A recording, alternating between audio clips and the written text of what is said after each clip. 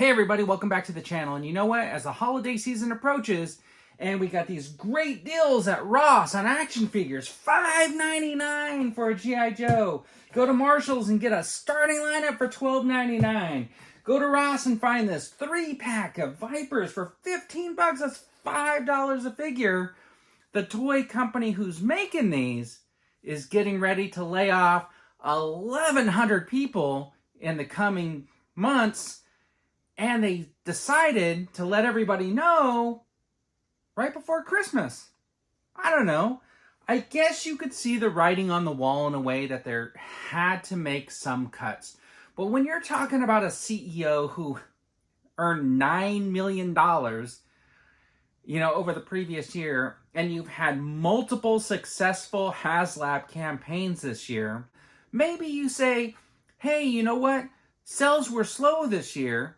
We had 4 super successful HasLab campaigns, the G.I. Joe Dragonfly, the Star Wars Ghost, the Marvel Giant Man, and we had this PKE meter, which is just blown it out of the water, hit all of its tiers, and those are successful money makers for them. They got a check mark in the plus column, but they're still going to make those cuts because across the board, they have a bunch of stuff showing up at discount stores like Ross, Marshall's, DD's, and TJ Maxx and stuff like that, and Ollie's. And then I wonder to myself, are they taking a look at the brand managers? Are they in this mix? We don't know. But I mean, somebody needs to refine something. Maybe that CEO could take like a pay cut and keep everybody on and see if we can turn things around by actually listening to the consumers and not cranking out 1 million Boba Fett's in 1 year. We got the Phantom Menace coming up. Does that mean when you hit those anniversaries, we're going to get like 20 more Jango Fett's? Why don't we get some characters that we don't have in our collection? Why don't we start filling in those blanks? When you did that Indiana Jones line, maybe we didn't need 15 versions of Indiana Jones in the first year. Maybe we needed other background characters. Maybe we needed world-building characters. We had all these shows come out and we're having to wait for like the figures. Can't you time them a little bit better? Maybe you don't need every like supporting character, but we need those main characters in our collections.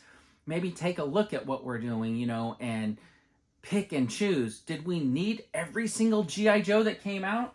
This barbecue was $5.99. There were 2 versions of barbecue that came out close to each other.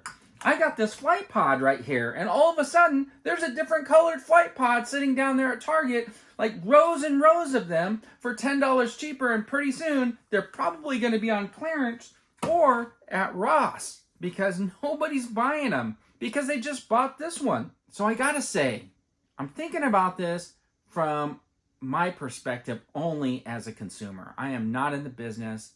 I don't know how that business runs, but you're going to lay off 1,100 people before and after the holiday.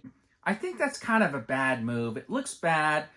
I think you could say, I'm going to hold people on, see if things turn around. The economy is kind of turning around now, and who knows? Maybe you see a rebound. Maybe you see some benefit from all these figures ending up at a secondhand discount store so cheap that you get some more collectors. Maybe you try to focus your brands back on making stuff that people are interested instead of just repainting stuff on the cheap and throwing it in a new package. I know now that we're going to windowless package, I foresee that next year for Star Wars, everything that was in a plastic-free packaging will be re-released in a window box packaging just so you can buy it in a window box. Well, guess who's not going to buy that? Me, the person who opens my figures that already bought them in a plastic-free packaging. If that's your plan to make money, I don't know if that's really going to work. But anyways, you came out with that Dungeons and Dragons line, the cartoon 80s figures, which I thought was fantastic. But the figures fell apart in your hands. You can't barely do anything with them. The quality control was just not there. So you're letting 1,100 people go. I want to know who they are. Are they the QC people? Because if they are, we're going to have some problems. Are they the brand people? Are they the managers? Probably not. The biggest earners always stay. But are they the ones making the right choices for the lines? We have to kind of evaluate what's been sitting around and what's not. The other day, I opened up a box of the Boba Fett's. They were $5.99. Those were deluxe figures at one point. The Book of Boba Fett. And I'm thinking to myself, like, there's a reason why Boba Fett's at Ross right now. There's a reason why that credit collection Mandalorian is $3.99, not even $5.99. Couldn't even garner the $5.99 at Ross. The reason is because you repainted that Mandalorian, you repainted that Boba Fett so many times that you basically killed the idea of wanting to get a new Boba Fett or wanting to get another Mandalorian action figure. And how many times are you going to put them in a new box and just give them a sword? There's a little bit of what you guys did over there at Hasbro that kind of caused your own recession, which is now causing you to tell 1,100 people in the holiday season that they're not going to have a job. So I think you need to spend this time and think long and hard who those 1,100 people are. Maybe you do need to keep some of them on, and some of those higher earners maybe need to take a little bit less until they get the stuff corrected and start making the figures that your collectors want to buy.